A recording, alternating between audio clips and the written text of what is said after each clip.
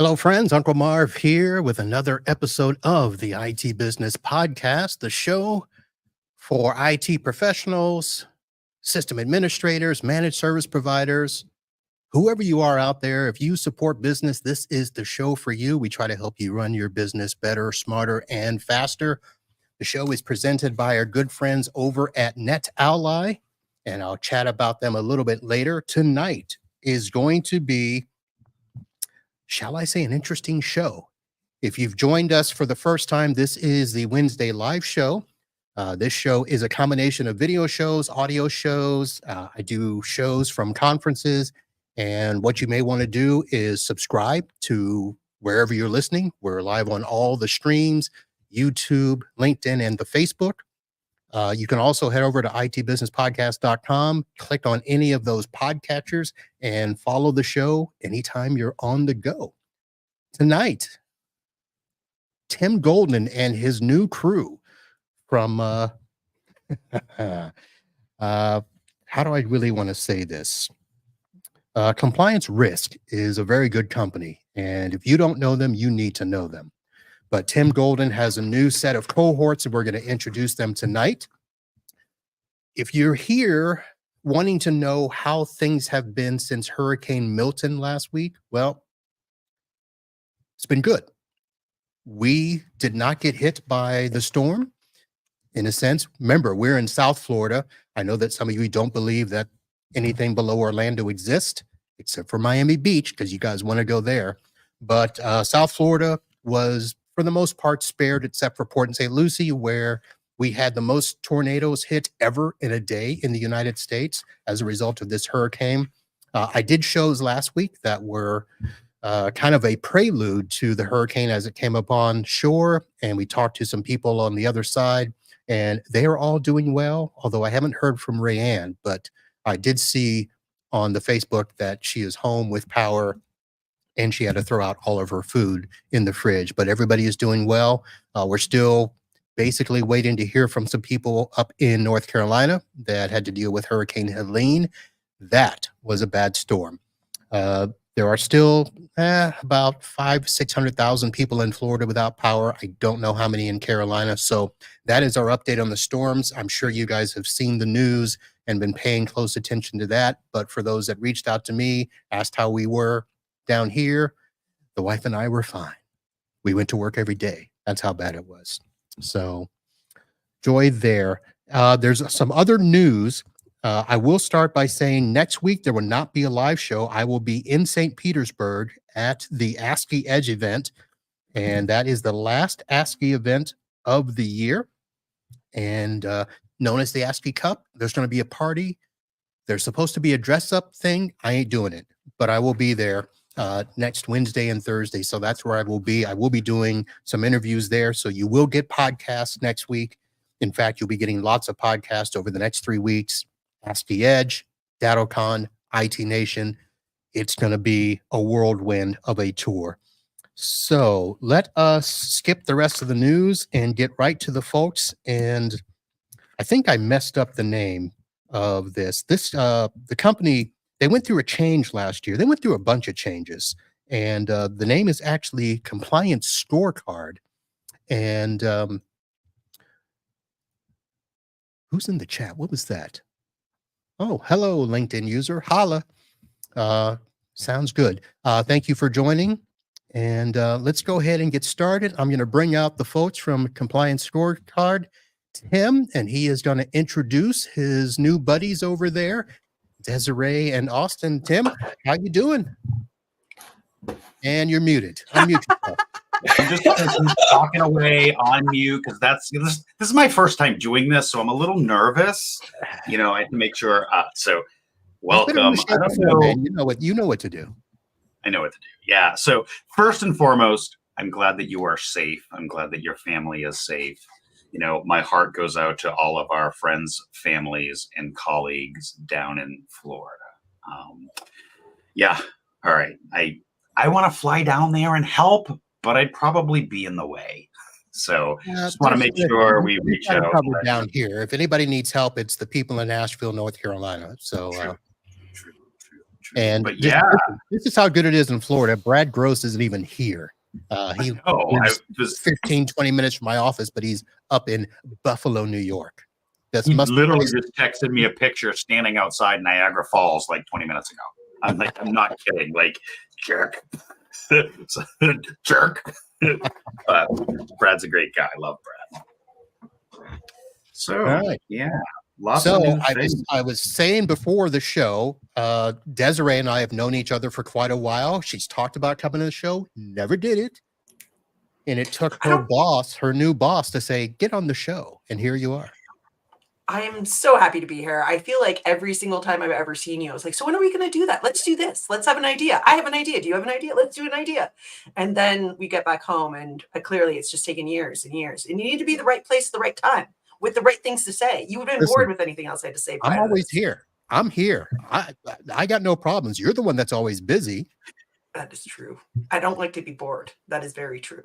All right. I just want to say that Austen and I got the black shirt memo, and Uncle Marv and Des got the blue shirt memo. So we're all color coordinated here. It works out on the tic-tac-toe square when you watch the screen. Exactly. All right. So Austen Gray, also new to the team. So let's do this. Why don't we start with telling us your positions there at the company now? And I think, let's see, Desi, were you there first about a month ago? I was. I came in. I was the first one to come in. Very excited to be here. But I did have the amazing opportunity of working with Austen before. So also super exciting, because working with Austen again, I was like really, really excited.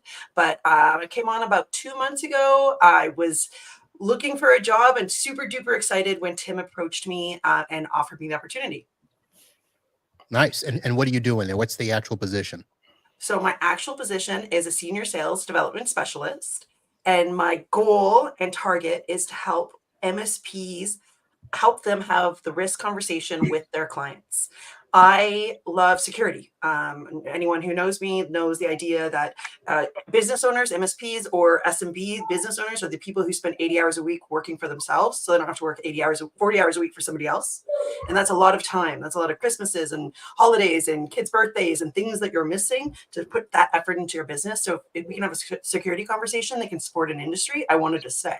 So with Compliance Scorecard, I am helping the MSPs have that conversation with their end users, because there's, remember back in the days when you talk about data backup and disaster recovery, and we're talking about Florida, the storms and floods, and people still weren't getting, because disasters don't happen to me, and so they wouldn't be doing backup. And then we had the trigger moment where you get these bad things that start happening in ransomware, and all of a sudden it becomes more logical to the SMB. I want to help the conversation become more logical to the SMB, where we're not talking about fear, we're talking about the reality of the situation is your business means so much to you. And if one thing is to happen and you were to lose your business, that's a lot of time out of your life that could be gone. And so I'm going to put everything I can into helping the conversation and helping talk about risk and compliance and how to keep the SMBs more secure. All right. We do need that conversation. A lot of us we want to sell, we want to help our clients, but having that conversation sometimes is difficult. So that'll be great. And Austen Gray. Yeah. Hey, Uncle Marv. I appreciate you bringing me on the show. So I joined Compliance Scorecard because, honestly, to be quite frank, we kept losing out to Compliance Scorecard for other MSPs.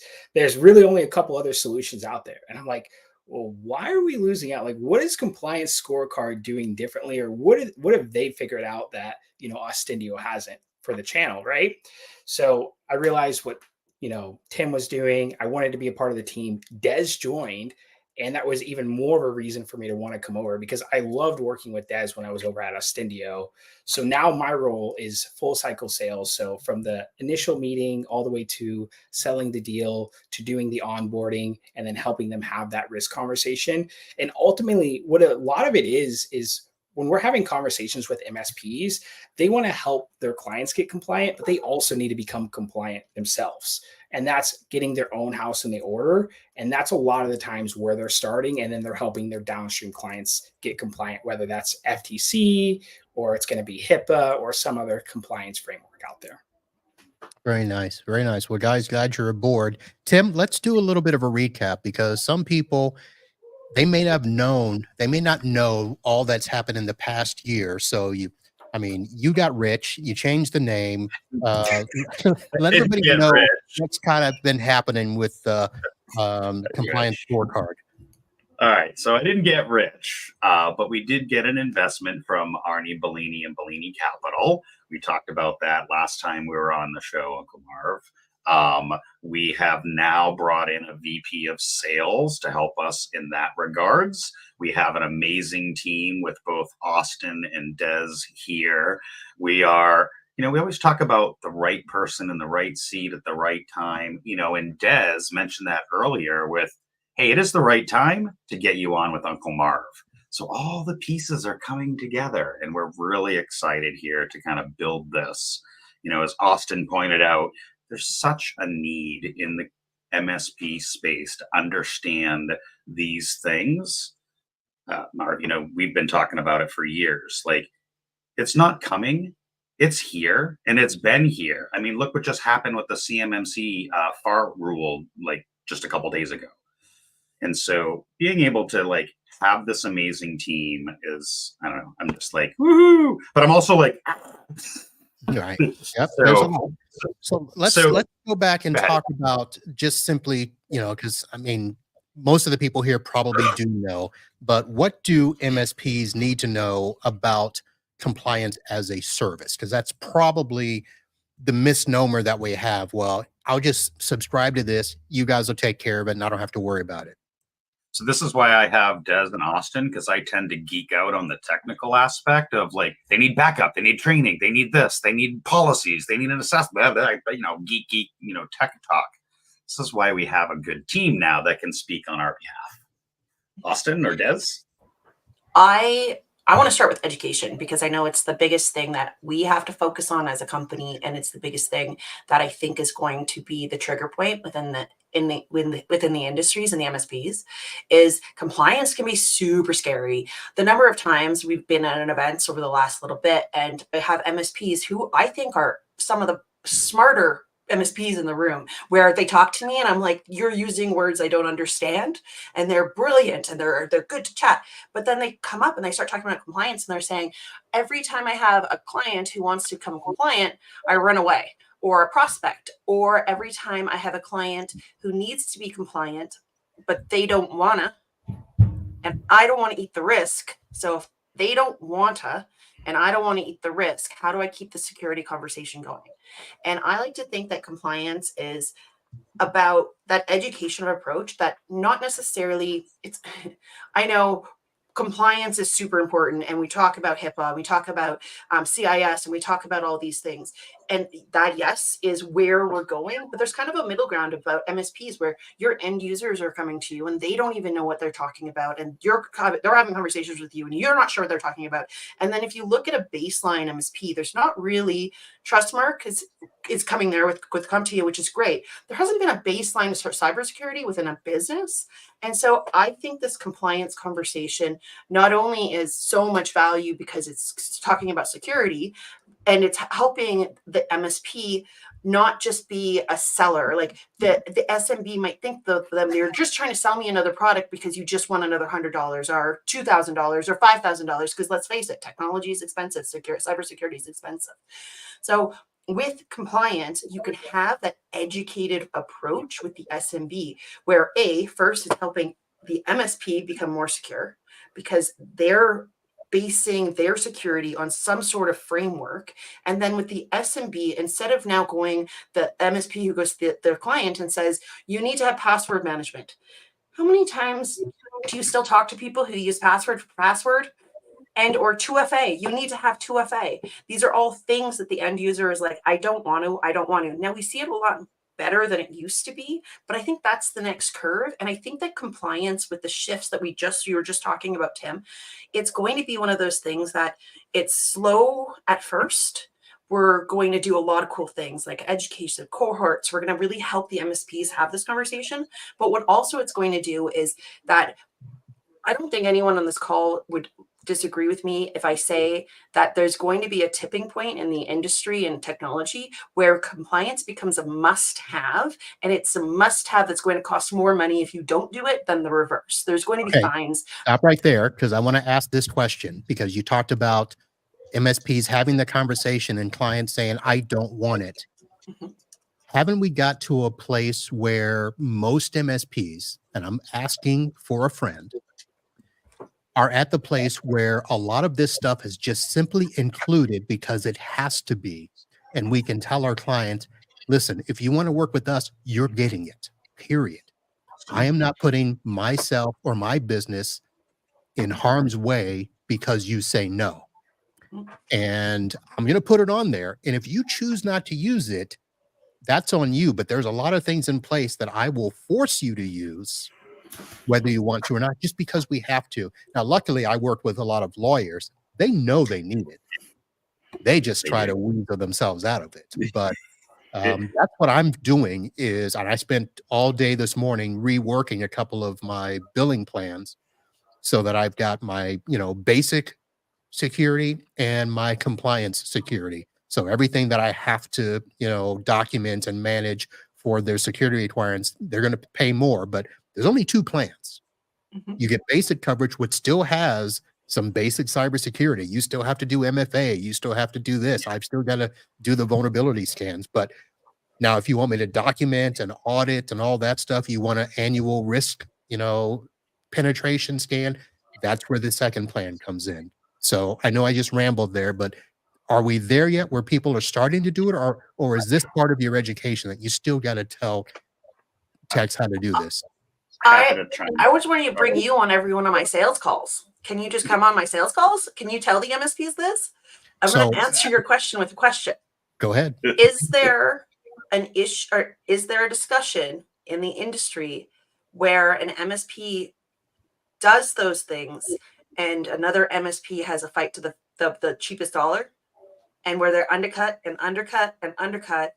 So yeah. if you're not necessarily selling on value, the issue with technology is that the SMB doesn't see they only see the amount they're spending. They don't see the value. But what do you think? Do you think there's that, what you're saying is 100% right? And I want to say that we're there. Oh, but I get undercut all the time. Yeah. I mean, here's the thing. Now, I'm a smaller MSP. Some would say boutique. Some would say solo tech, joint slammer. I don't care. Say what you want. But you're great. Don't ever say that. They Don't ever devalue yourself. But it's weird if I go up against a larger MSP and they tell me that I cost more. I'm like, I don't cost more. The stuff that you need costs more. It doesn't matter where you get it from. So if you're getting a cheaper price, are you getting all of these things included with that? And that's where the discussion goes. Exactly. Value.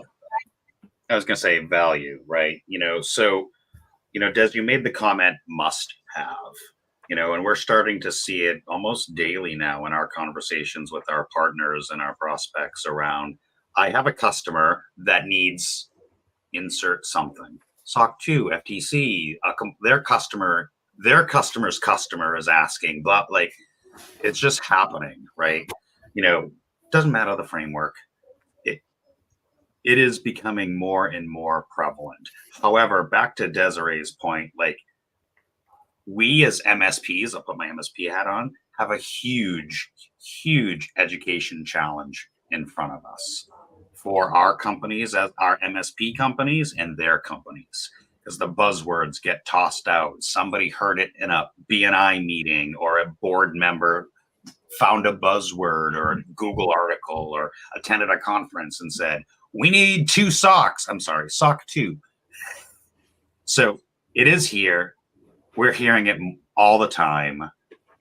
It just keeps coming up more and more. And at some point, it needs to move beyond a checkbox into a real program. And that is kind of where we, as Compliance Scorecard, differentiate, is we simplify that process. All right.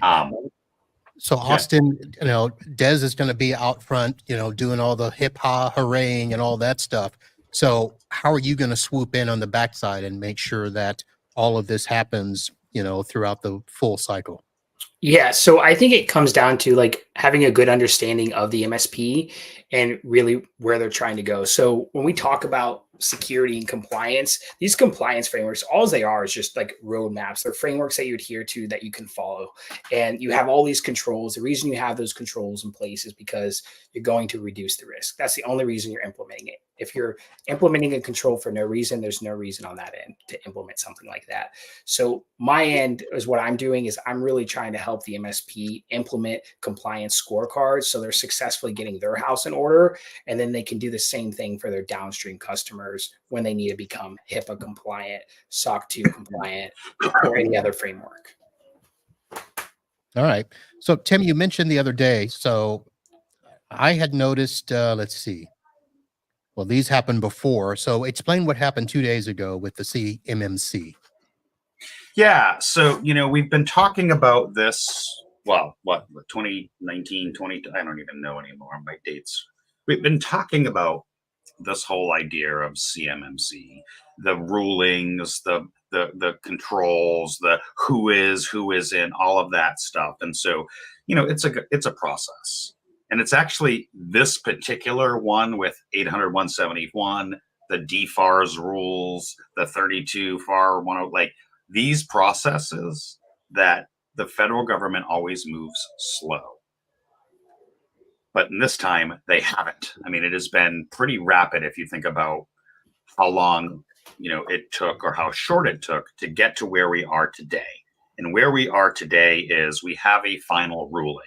That final ruling put out some things on who's in scope, who's out of scope, what to protect, what the controls. I don't want to get into all the gory details because this is not a CMMC conversation. But the fact of the matter is CMMC is now here.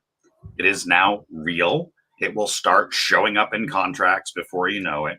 And for those of you that haven't started, that we're waiting, you're already a year too late. Let me ask this, because some people are like, CMMC won't apply to me because it's only going to apply to government or whatever and stuff. Who's going to really be affected by this? So there's two components that applicability, right? And that is if you have a contract with the federal government, either in the Department of Defense or whatever, there are clauses in those contracts. Defense has them, Ed has them, just about every department has different clauses in those contracts. So Johnny's lug nut, I make lug nuts, I sell them to tank they make the tank, I have a contract, I have the clause in the contract, it applies to me.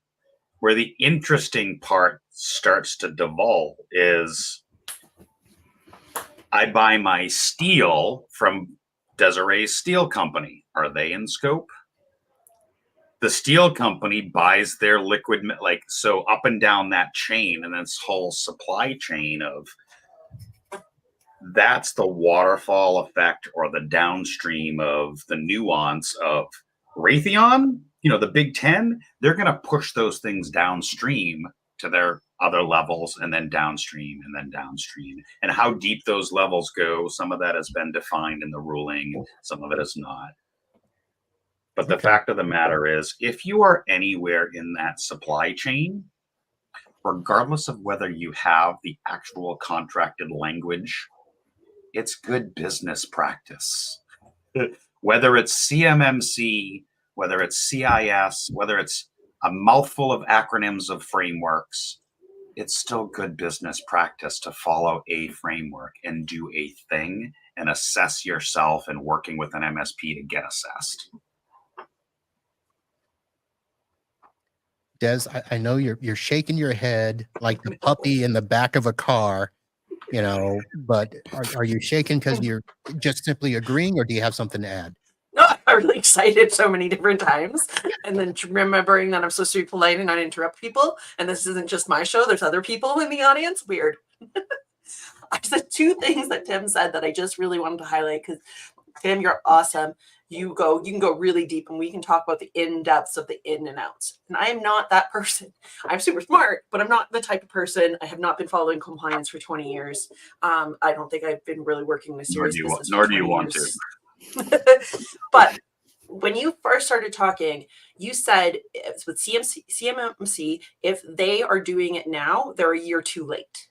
And that's why I'm so excited to be a part of this conversation, especially now, because like we talk to MSPs who have these conversations. They're like, I have a client who wants to do SOC 2, and now they have to spend like 50, 60, 70 hours, exaggerations in there somewhere, learning how to do it and learning how to do it on themselves, because that's going to be the easiest way. Or else they're going to learn how to do it on their client, which then that 50, 60, 70 hours, I know when I'm learning how to do something, it's going to take me double and triple the amount of time because I'm learning how to do something as you're doing it. You're also making mistakes. Do you want to do that in front of your client? I don't think so. And then the whole idea of like what you're saying, that the baseline of security, what Austen had said, that these are frameworks. This is a roadmap of what you want to do in your business. I sometimes think there's MSPs who clearly are in us and they are inundated and they want those clients. They want to be HIPAA. They want to do all those things. But there's a whole industry that doesn't want to do that. And it's kind of being dragged along, being like, well, what do we do next? Like, how do we be security? There wasn't that long ago that I was arguing with people about being like, I don't do anything in the cloud. That was their baseline of their business, their MSP business. So I don't do anything in the cloud. That's in my time of working in the industry, which is only like 10 years. So that shift, I think, has to change. We saw it starting to happen when we started talking about CompTIA, and I would be in all these CompTIA meetings. I've been involved in several of the different communities, and they would have these conversations about the MSPs would be like, there's no governing, there's no baseline security. You have an MSP who literally doesn't believe anything should be in the cloud next to an MSP down the street, and the MSP who doesn't believe it in the cloud is teaching the information to the same SMB as the MSP who is doing things at 3 times the price of doing things right. They're teaching the same thing, but they're wrong.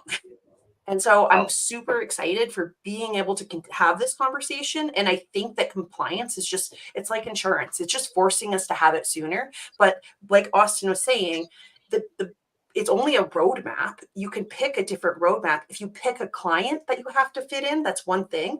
But can you just imagine presenting to your clients, this is the roadmap of security that I put into my business and that I will put into yours. And I think that is a very powerful conversation. And let me just, I was going to say, you just reminded me of something. So Marvin, you want to talk about full circle? Back when I was at the MSP and we were evaluating cloud solutions like Datto, or so say like Datto, I swear that Des and I had conversations around, hey Tim, you should be a Datto user when she was at Datto, and I'm like, we're not doing the cloud. The hell with the cloud. Here we are, 7, 8, 9, however many years later, and we're working together again. Full circle, now that I thought about it. But Austen, I'd love to give you an opportunity to chime in. Marvin, I don't know if you have questions specifically for Austen or whatnot. Well, let me ask you this, Austen, because Des has talked about the fact of there are going to be MSPs that don't want to do this because of whatever reason. Either they don't think they have the time, they don't think they have the resources. Do I have to hire somebody? Because that 50 to 60 hours, I can't afford to hire somebody to do this for me. What would you say to that? Yeah, in that aspect, what I would say is work with us here at Compliance Scorecard. And what you can do is you can work with our head of professional services and we can run the whole program for you. So we have a couple ways we do this, right? So it's either an I do, we do, or you do method. It can be a combination of all of those together. And the reality is there's going to be MSPs that I don't want to touch compliance at all. I want to be hands off. And we have clients just like that, partners that are just like that. Right. And for those partners, what we're going to do is do the whole professional services, manage the compliance programs for their downstream customers. So in regards to managing compliance, I totally understand why some MSPs aren't going to want to manage it because it can be a lot of work and there's nothing against that. That's where you can leverage us. And instead of losing that opportunity of working with that prospective client or your current client and going to another managed service, they can still keep it in-house and work with us as an outsourced. All right. So I know that I tried to prep you guys and I kept seeing everything about new features and new things in version 5. So let me first ask, is version 5 even real? And if so, what is nice and new about it? Actually, version 6 is coming out. If not tomorrow, then Monday. We don't ever do releases on Fridays. So if it's not tomorrow, it'll be Monday. So yes, Okay. version 6 will be out. Well, So we're not even 18 months in and we're already on version 6. Yeah, just skip 5. Tell me what's big with version 6. So the big thing about version 6, I suppose I can let cats out of the bag. Nobody will see this until Monday, so you're good. Well, the first is, as a compliance company and getting our own house in order, getting our SOC 2 and our ISO 27001. We spent a good chunk of September prepping for that. And with that came a blue team, red team, rainbow team, green team penetration test. Right? So big piece of that was rolling out a bunch of things to prep for the penetration test to make sure we do have our own house in order. We do have our act together. We only have a couple of minor findings. So a little bit about version 6 was security first. Make sure we're actually doing the things that we say we're doing by some third party trying to hack us. So that was one component. Now the gory details of that won't be in the release notes, of course, but the second biggest component is Trust Center. Now, Trust Center is this concept of I as the MSP or you as the downstream client can now have a public-facing web page that is branded with your logo and your stuff that shows real-time compliance data. So as an MSP or as Johnny's Lugnut, when you start to get those stupid security questionnaires, you can say, no, go look at our Trust Center from Compliance Scorecard, see our real-time data. And then if there's things on there that you have questions, we might entertain answering your 700-page questionnaire. So Trust Center is a way for the MSP to have their own Trust Center and their customers to have their own Trust Center, publicly available, password protected or not, all that fun stuff, as a way to help thwart off some of those really long, stupid security questionnaires that nobody actually answers anyways. All right, so let me just ask a clarification question, because I have, through a competitor, a cyber risk board that I can send them to, but it doesn't have a ton of details that they can use to answer questions. Are you saying that this Trust Center, they will actually be able to go there, look at what's there, and, oh, I can put that in for answer 142? Is that what you're saying? Yeah, if you're willing to, and you give me 5 seconds, I could pull it up and show you what this looks like. Let me just two-factor. I got to log in. Oh man, that two-factor. Just make sure you're showing the right screen there, Tim. I don't know what you're looking at when you're off time. So in one screen I have Secure by Design, in the other screen I have you, and in the other screen I have a whole bunch of other stuff. Right. Am I adding this to the stage now? Because give me 1 second. Oh, I'm getting there. Not that one. What am I showing again? Trust Center. Yes. I'm going to do this on the staging site because it has a little bit, and I'm not ready to roll out our version yet because I'm still updating it. But here is what a Trust Center would look like. You can share that now. All right. So, white labeled with the end customer's logo. So MSPs can do this for themselves and their customers.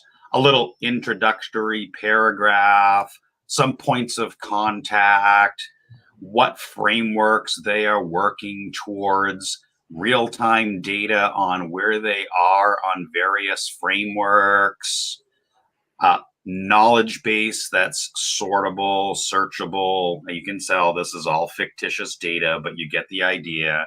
They can actually click into actually viewing these documents if I've made this all public on the stage site for now. But you can see, the actual documents, any related documents, all that fun stuff. And this is fully editable and customizable by the MSP or their customer to be able to prove trust and prove trust with real-time data as you're doing work with your customer and alongside your customer.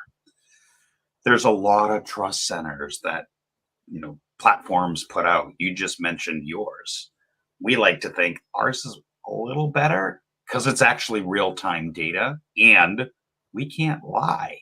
I've seen a lot of trust centers where marketing gets a hold of it and says, oh, yes, yes, yes, yeah. And they're not necessarily true, quote, quote. This is all based off of real-time data. All right. Very nice. So, folks, there you go. A peek into what's going to be released next week. Mm-hmm. There's a bunch of other minor stuff, but hey, listen, we build in public. You can go to our release notes and see everything there, right? So, yeah. But yeah, thanks for allowing me to share that. Well, thank you for breaking that news here on the show here. It's what I like to do. So, we have a lot more breaking news, but I don't think I can share that yet. Maybe in 3 weeks. Well, let me ask this question. When do I get my version of Checkers that I can put up here? And so, did you see this? Yes, Literally, this is the prototype. Yeah. This and I can see an Uncle Marv's IT Business podcast right there where you were talking logo. Since you don't have yours there yet, I'll put mine there. I have mine. What are you talking about? Not on Checkers. Again, prototype. We're just so all right. I'm going to throw this out to the audience. Everybody who's listening, right? Comment in chat. Should Checkers have a collar with the logo, or should Checkers have a bandana with the logo?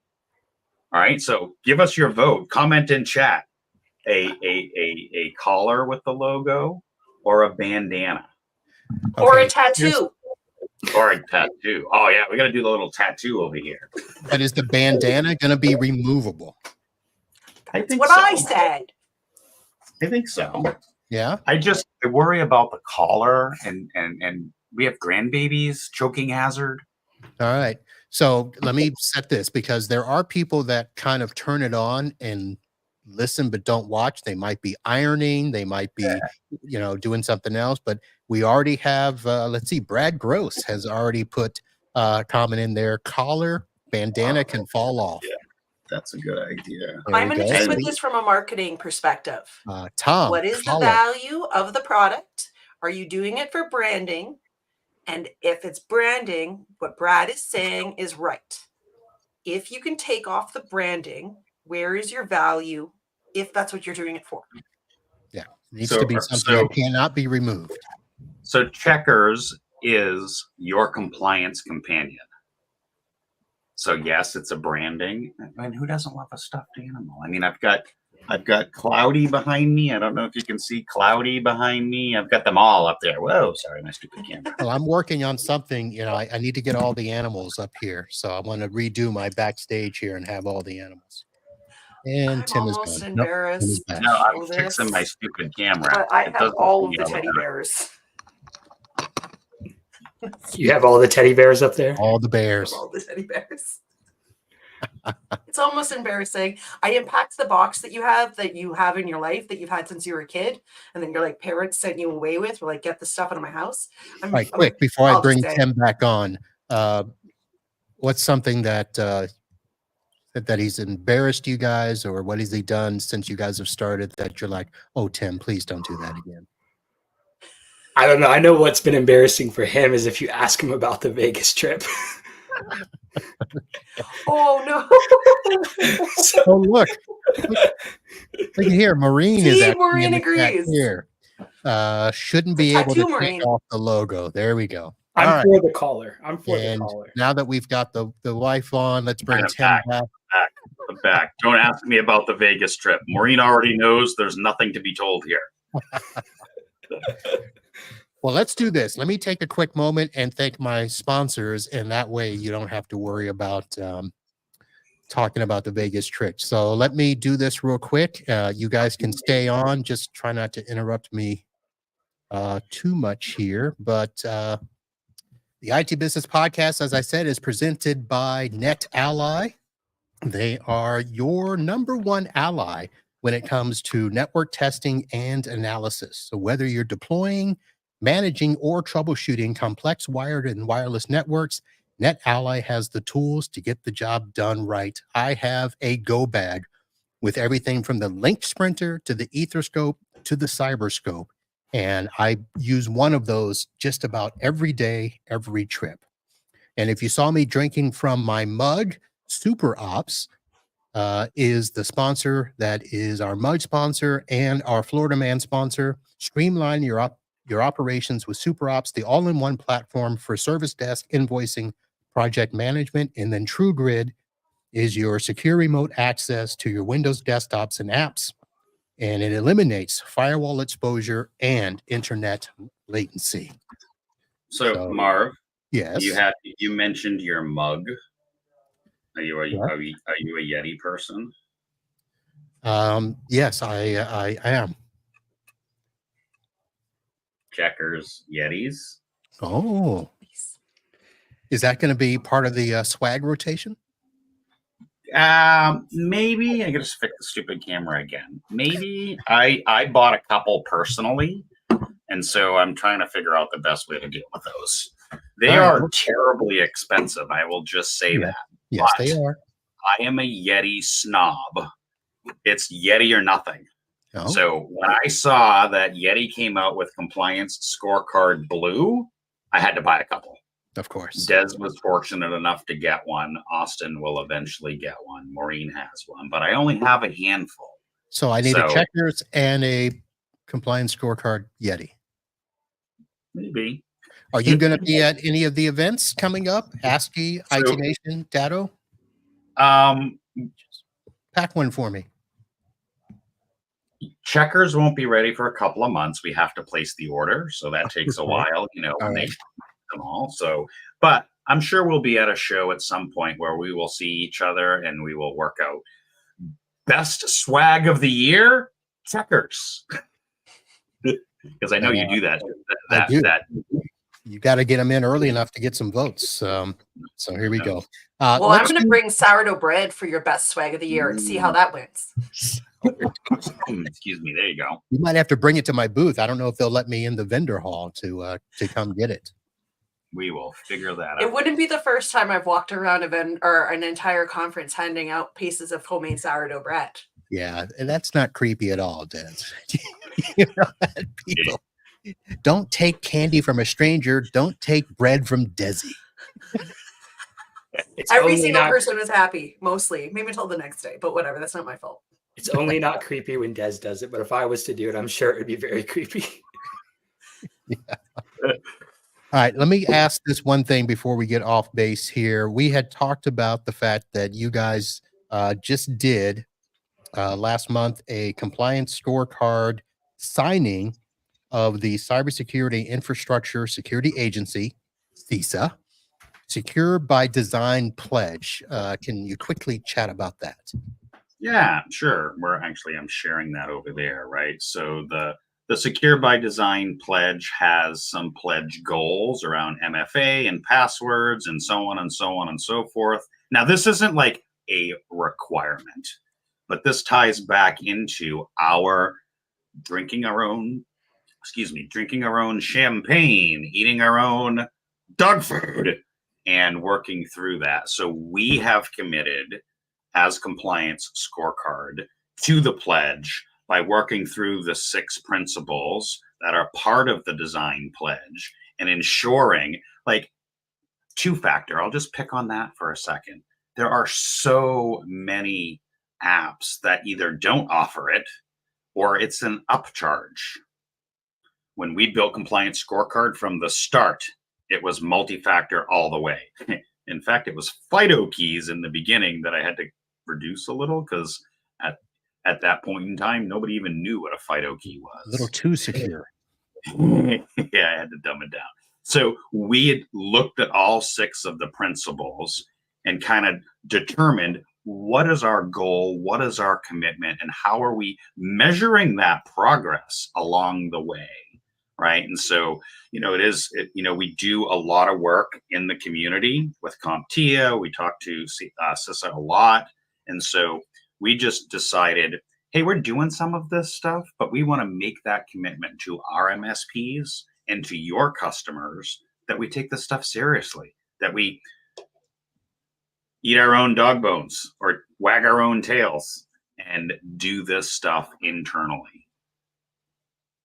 All right, very good. Now, is there any teeth to this? I mean, is it just a pledge, or do you actually have to go out and show that you're doing all the 6 pledges? So yeah, so we have a monthly call, not just me, but all of us that have done these, that have, and you know, we're not the only one. There's a whole bunch. There's 229 companies that have taken this pledge, right? Even some of our good friends and our competitors have come on board here, which is a good sign. And a lot of this is to think about that whole supply chain, that whole risk. We don't want another SolarWinds, or we don't want another big name event to happen. So we are making these pledges. The teeth to it is there are measurement components, and we kind of self-report to each other during these monthly calls. And so is it a legal binding thing? Is it I'm going to go to fine? Is it a complete? Not exactly, but it will help the industry as a whole to take dealing with vulnerabilities, having a vulnerability disclosure, patching our own stuff, right? No default passwords. That's a good one. And then obviously MFA. Nice. For those of you watching either now or later, I have put the link to this pledge in the chat. If you are on YouTube or the Facebook, you'll see it in the chat. If you're on LinkedIn, you won't see it. But if you go to the show notes or the website after this, the link will be there, so you can see that as well as the link to Compliance Scorecard and a link to some forgotten photos of Tim in Vegas. So the Vegas thing wasn't all that bad. It was, it was nothing illegal, nothing illicit, nothing all that bad. It was just listen, Tim, what happens in Vegas stays in Vegas. This is true. Unless you've had a drink or two, and tell us later. Yeah, well, I don't drink, so that's fine. So where are we headed next, Marv? Do we go to 9 o'clock? I always forget. I'm actually trying to keep us at 9 o'clock. So actually what we're doing now is we're doing one of the best segments that everybody loves, Florida Man. And you can either challenge Florida Man with a story of your own, or you can answer a random question. And let me go ahead and begin by saying that everybody was worried about Florida Man. How would Florida Man do during Hurricane Milton? We did not disappoint. Everything from Lieutenant Dan, who would not leave his boat in the wake of Hurricane Milton coming ashore. He survived. The man who left his dog outside during the hurricane, who got arrested. There were a bunch of Florida Man stories, but the Florida Man story that I have is going to be fantastic. You're going to love it. But I will ask you guys first. Do you guys have a story to challenge what I may bring up, or you want to answer a random question? And look who's all excited. Look who's excited. I did. It's not my own story. But then originally, I was saying this earlier, when I started thinking about my own stories around me in Calgary and Canada, and poor old our winters are really long, I realized that people get a little crazy and violent, and I didn't think I should share any of those stories. But if you ever want to look up weird stories in Canada, there are some weird stories in Canada. Yep, there are. But when I was thinking about Florida, and the closest version that I can come across coming from Calgary, Alberta, that would be the 10 days of Calgary Stampede. If anyone who has never been to the Calgary Stampede, it's a 10-day rodeo. They call it the greatest outdoor show on earth. And imagine oil and gas Alberta, everyone's super in business, and then Stampede hits and nobody's in business. And every business pretty much shuts down and starts at breakfast and goes till all night at for pancake breakfasts and drinks and food and bars and everything. Anyways, so one of my favorite Stampede stories was there was a gentleman who got a $20,000 fine when he decided that he wanted to take an air balloon over the Stampede grounds. But what he did took a chair and a bunch of hot air balloon and a bunch of balloons and tied them to the chair. And he did this until he floated up in the air and went through airspace. And then they had to get him to come down because he was way up high. And he got a massive fine. And then he did it again 2 weeks later. But that time he did it, I think, in Mexico. Don't quote me on exactly where. But then he did it in Mexico, and they apparently were okay with it. All right. So what kind of chair was it again? Was it a lawn chair? Was it, I mean, it couldn't have been something that heavy. Adirondack Nope, chair? just a lawn chair with a bunch of balloons. And he And I strapped was himself in, researching I this. assumed, right? Yep, he strapped himself in. I did learn that he is like a certified hot air balloonist, or whatever the word that they would be. And he was trained to do this. So this is something apparently he's like been trained to do. And apparently if you know how to do it, it is possible. And so when he did it in whatever Mexico or wherever that he allowed it, when he did it again, he actually did it for a commercial. And yeah. So that would be the Calgary Stampede story that I'm willing to share on live internet, because the other stories I am not supposed to share. Nice. All right, Austen, do you want to? Yeah, I have one. You got one? Okay. Yeah, I think, Des, your other ones that you were thinking about were probably a little too spicy. We have one called the UFO Man in Springfield. So essentially what happened was this guy, he's calling the police, right? He's like, hey, there's a UFO outside. Like, I'm literally seeing this extraterrestrial thing. The police are like, there's nothing, don't worry, they don't see anything, right? They ignore it. Calls back again. Then he calls again. Finally, the police show up, right? Of course, they go and do their procedure. They examine everything. They're like, dude, we don't see a UFO at all. Like, what are you talking about? Later on, he's like, well, I might have accidentally consumed something I shouldn't have consumed, which was causing the altered states in his mind of why he was seeing some extraterrestrial UFO out there. So that would be my best Florida man story for where I live in Springfield. Okay. That's like an average Wednesday. Hey, Yeah, we call it Tuesday. That Springfield's a smaller city now, so there's not a whole lot going on, and that right there going on is a lot. Probably half the police force was there, right? Right? Yeah, honestly. Tim, you've been down on this rodeo before. What do you got? Well, there's lots of stories I could share. Let me tell you about this gentleman that went to Vegas for a conference. And as he was walking the strip in the in Vegas and doing his, hanging out with his people, chit-chatting, there's always those street performers. They're singing, there's the, 700 Elvises, there's the Chippendales, there's the, the feathery people with the skimpy costumes. And they're just, they're just walking, they're having a good time in Vegas, and they're hanging out. Not really, kind of oblivious, but just doing their thing, after a 20-hour day and a 47,000-hour flight and whatever. They're just hanging out and walking through the strip. As they approach, and one of the, this guy's not really paying attention, he gets assaulted by what appeared to be a 7-foot tall, I'm assuming female, because all she had was just a little couple of things, and was assaulted with whips and choking and smothering and all kinds of other things happening as this poor guy was just walking with his staff through Vegas. And that